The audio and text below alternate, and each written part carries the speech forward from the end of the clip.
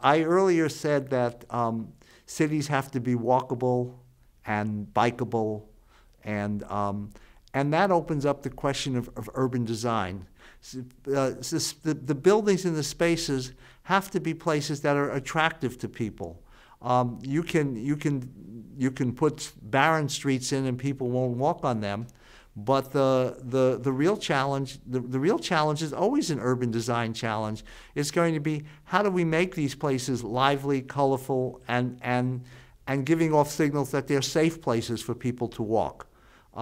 So the issues of moving this from ideas to literally the concrete reality on the ground is always going to be a challenge of good urban design. In my eyes, good urban design is urban design that attracts people to the street, that ensures that they're safe and comfortable on the street, ensures that women feel comfortable walking on the street, that essentially makes for mixed uses so that it's easy and convenient for people to fulfill their needs in shops along the street, restaurants, and essentially allows people to get from the centers where these things are happening or business is taking place back to the places they live safely, conveniently, and quickly.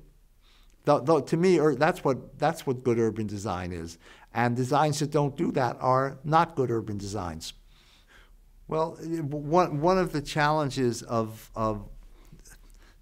planning and design in a democratic society is there's an inherent tension between notions of democracy and notions of authoritarian. In other words, I know what's best, and that tension is.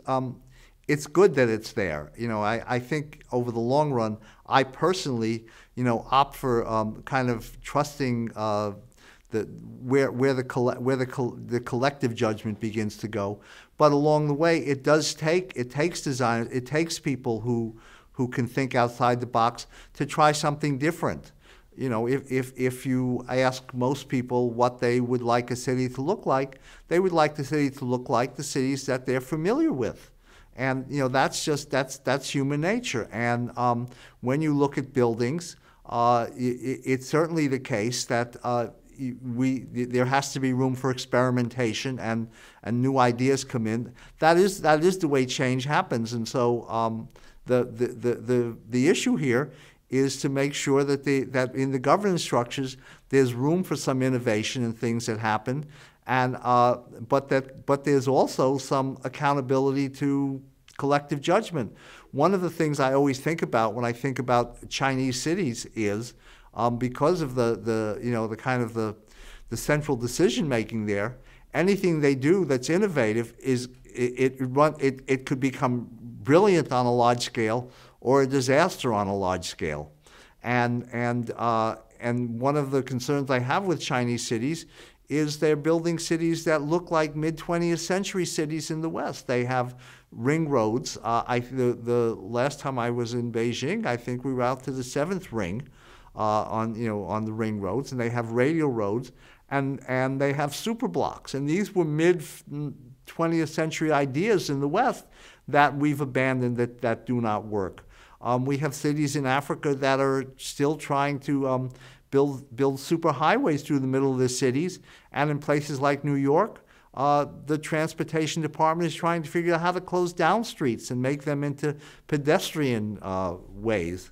So the issue of there's no easy answer to the question of how do you go between the innovative, great thinkers, and you need them, and the need to give people the comfort that they need in moving ahead. That's an issue that's just always going to be there. And I myself, I don't think imposing on a mass scale somebody's new idea is always a great way to go forward, because is always a problem with it.